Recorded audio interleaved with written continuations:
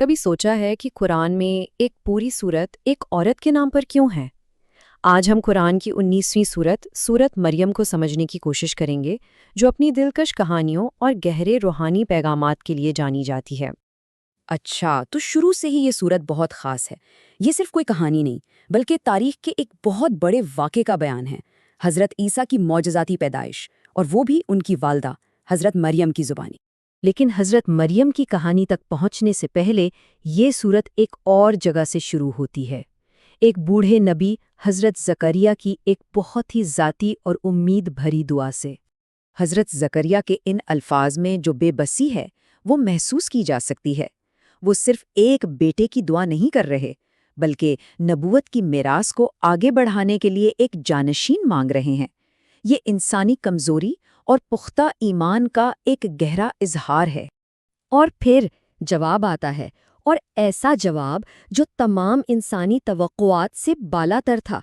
نہ صرف دعا قبول ہوئی، بلکہ اللہ نے خود اس بچے کا نام رکھا، ایک ایسا نام جو اس سے پہلے کسی کو نہیں دیا گیا، یحییٰ۔ یہ منفرد نام ہی آنے والے بچے کی خاص حیثیت کی طرف اشارہ تھا۔ اور یہاں حضرت زکریا کا بہت ہی فطری رد عمل سامنے آتا ہے۔ خوشی تو ہے، لیکن ساتھ میں حیرانی بھی کہ بھئی یہ ناممکن آخر ممکن کیسے ہو رہا ہے۔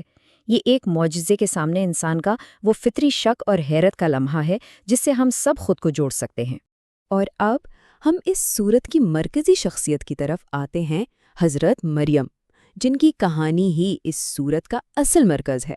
تو دیکھیں یہ واقعہ کیسے پیش آتا ہے۔ پہلے حضرت مریم سب سے الگ ہو کر تنہائی میں چلی جاتی ہیں، پھر ایک فرشتہ ایک انسان کی شکل میں ظاہر ہوتا ہے اور وہ خوشخبری دیتا ہے کہ انہیں ایک پاکیزہ بیٹا دیا جائے گا، اور پھر وہ معجزانہ طور پر حاملہ ہو جاتی ہیں، جو کہ تمام لوگوں کے لیے ایک نشانی بننے والا تھا۔ یہ حضرت مریم کی طرف سے ایک بہت ہی گہری جذباتی پکار ہے۔ بچے کی پیدائش کی تکلیف میں بالکل اکیلی اور اپنی قوم کے رد عمل سے خوفزدہ، وہ اپنی اس اذیت کا اظہار کرتی ہیں۔ یہ ان کے انسان ہونے اور اس لمحے کی ناقابل تصور شدت کی گواہی ہے۔ تو جب حضرت مریم اپنے بچے کے ساتھ واپس آتی ہیں تو انہیں ہمدردی نہیں ملتی، بلکہ ان پر الزامات لگائے جاتے ہیں۔ ان کی قوم فوراً ان کے کردار پر شک کرتی ہے، یہ سوچے بغیر کہ وہ ایک خدائی معجزے کی گواہ بن کر آئی ہیں۔ اور پھر کہانی اپنے عروج پر پہنچتی ہے۔ ایک نوزائیدہ بچہ جو ابھی گہوارے میں ہے اپنی ماں کے دفاع میں بول اٹھتا ہے۔ حضرت عیسیٰ اپنی زندگی کے پہلے ہی لمحے میں اپنی پہچان اور اپنا مقصد بتا دیتے ہیں۔ یہ حتمی سب سے بڑا معجزہ تھا۔ اس معجزے کے فوراً بعد قرآن حضرت عیسیٰ کی حیثیت کو بالکل واضح کر دیتا ہے۔ وہ اللہ کے ایک معزز پیغمبر اور بندے ہیں جو توحید یعنی ایک اللہ کا پیغام لائے، اور یہ نقطہ اس سورت کے بنیادی تعلیمات میں سے ایک ہے۔ اب یہ سورت انفرادی کہانیوں سے نکل کر ایک بڑے موضوع کی طرف آتی ہے، اور وہ ہے نبوت کا تسلسل۔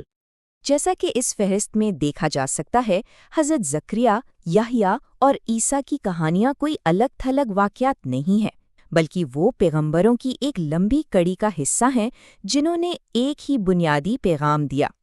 اور حضرت ابراہیم کا اپنے والد کے ساتھ یہ مکالمہ تمام انبیاء کے مشترکہ پیغام کو بہترین طریقے سے سمجھاتا ہے۔ ایک سچے خدا کی عبادت کرو اور بت پرستی چھوڑ دو، بس یہی ہر نبی کی پکار کا خلاصہ تھا۔ تو ان تمام کہانیوں کو جوڑنے والا مشترکہ دھاگا کیا ہے؟ آئیے اس سورت کے بنیادی عقیدے کو سمجھنے کی کوشش کرتے ہیں۔ یہ شاید اس سورت کا سب سے واضح اور دو ٹوک مذہبی بیان ہے کہ یہ الرحمن یعنی سب سے زیادہ رحم کرنے والے کی شان کے لائق نہیں کہ اس کی کوئی اولاد ہو۔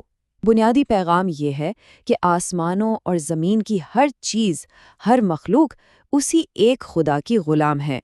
اور اس نقطے کی سنگینی کو واضح کرنے کے لیے قرآن انتہائی طاقتور کائناتی منظر کشی استعمال کرتا ہے۔ یہ دعویٰ کہ خدا کا کوئی بیٹا ہے، یہ صرف کوئی مذہبی اختلاف نہیں ہے، بلکہ ایک ایسی بات ہے جو کائنات کی بنیادوں کو ہلا کر رکھ دیتی ہے۔ سورت کا آخری حصہ پھر فرمانبردار اور نافرمان لوگوں کے انجام کے درمیان ایک بالکل واضح فرق بتاتا ہے۔ یہ موازنہ دو مختلف راستوں اور ان کے انجام کو بالکل صاف دکھاتا ہے۔ ایک طرف ان لوگوں کے لیے ہمیشہ کی سلامتی اور عزت ہے جنہوں نے خدا کی بات مانی، اور دوسری طرف ان لوگوں کے لیے رسوائی اور سزا ہے جنہوں نے اس پیغام کو نظر انداز کیا۔ یہ ان فیصلوں کی ایک بہت بڑی یاد دہانی ہے جو ہم اپنی زندگیوں میں کرتے ہیں۔ اور ہم اپنی اس گفتگو کو اس اہم سوال پر ختم کرتے ہیں کہ جب صدیوں سے مختلف زمانوں اور علاقوں میں بھیجے گئے تمام پیغمبروں کا بنیادی پیغام ایک ہی رہا، تو یہ اس پیغام کے ماخذ اور اس کے ختمی مقصد کے بارے میں کیا بتاتا ہے؟